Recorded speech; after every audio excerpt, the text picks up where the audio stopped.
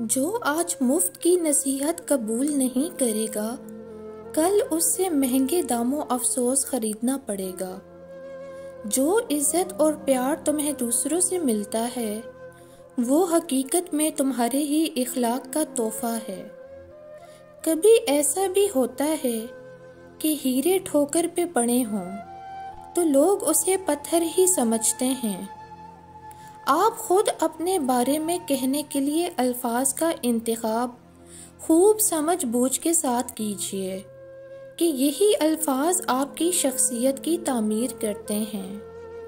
بگاڑ پیدا ہونا ایک فطری عمل ہے اور اصلاح کر لینا ایک دینی عمل ہے، جبکہ بگاڑ پر قائم رہنا سرکشی کا عمل ہے۔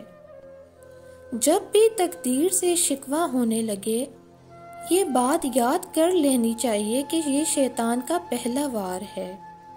اس کے بعد وہ آپ کو مایوسیوں کے اندھیرے میں بہت سہولت کے ساتھ لے جائے گا۔ اس لیے قسمت سے شکوہ نہ کریں اور امید کا دامن ہاتھ سے کبھی نہ چھوڑیں اور اللہ کی ذات پر کامل یقین رکھیں۔ وہ چاہے تو سب کر سکتا ہے۔ زندگی کیا ہے؟ لمحے کی خبر نہیں، دلوں سے بدگمانیاں نکال پھینکے مسکرا کر سب سے ملیں۔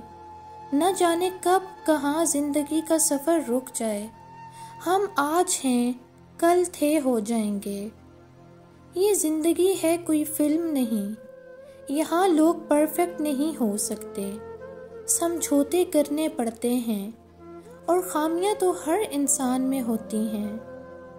تم جس سے رابطہ رکھنا چاہتے تھے اس سے رابطہ نہیں رہا تو اس کا مطلب یہ تو نہیں کہ تم اللہ سے ہی رابطہ توڑ دو۔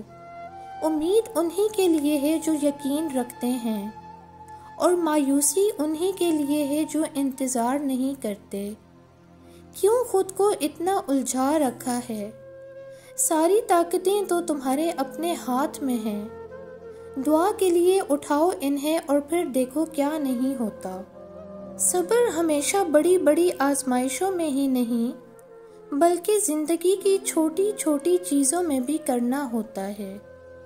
کبھی کسی کا تلخ لہجہ برداشت کر کے تو کبھی کسی کے لیے اپنی چھوٹی چھوٹی خوشیاں قربان کر کے۔ اس طرح ہمیں صبر کے کڑوے گھونٹ ہر موڑ پر پینے پڑتے ہیں۔ ہمارے لیے مشکل کام یہ ہے کہ ہم برداشت ہی نہیں کر پاتے۔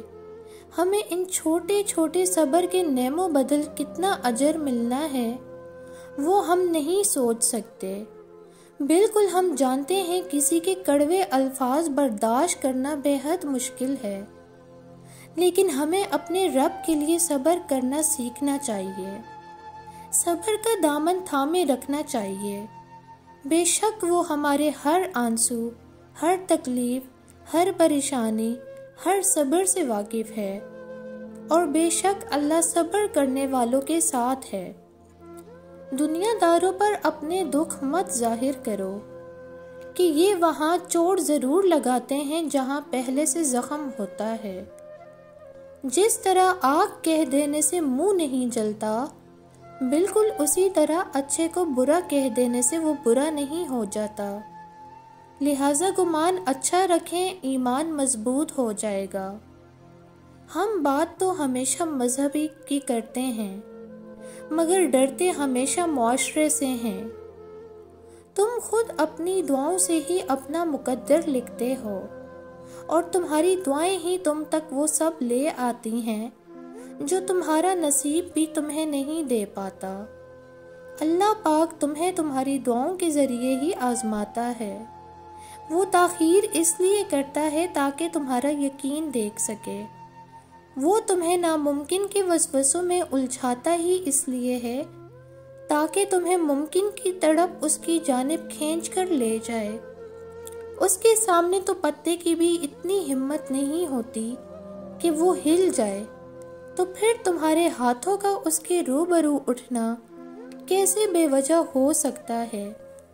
وہ جب تمہاری دعاؤں کو قبولیت کے لیے چن لیتا ہے تب وہ تمہارے دل میں دعا کا خیال بھی خود ہی ڈال دیتا ہے۔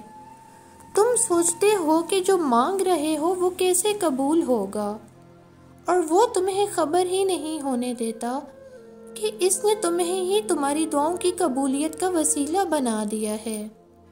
تم نصیب اور وقت سے لڑتے ہو، یہ سوچے بنا ہی کہ نصیب لکھنے کا اختیار تو اللہ پاک نے تمہیں دے رکھا ہے کہ اپنی دعاؤں سے جب چاہو جو چاہو بدل ڈالو۔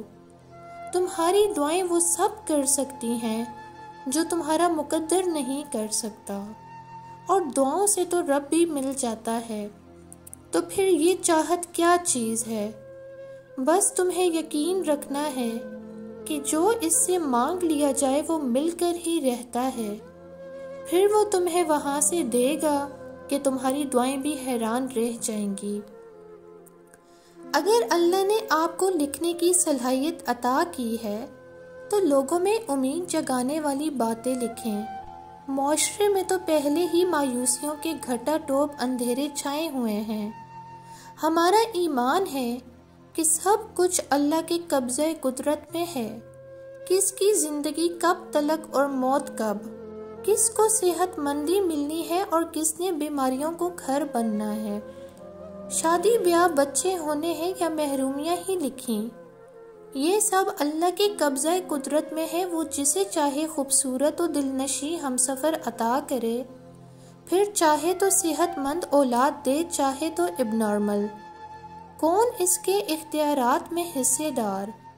قرآن و حدیث میں کسی جگہ شادی اور اولاد پیدا ہونے کا کوئی وقت مقرر کیا گیا ہے؟ کہیں کہا گیا ہے کہ آخری زمانے میں اللہ کے بجائے ڈاکٹروں، سنسائیوں اور حکیموں کے ہاتھوں میں سب کچھ ہوگا؟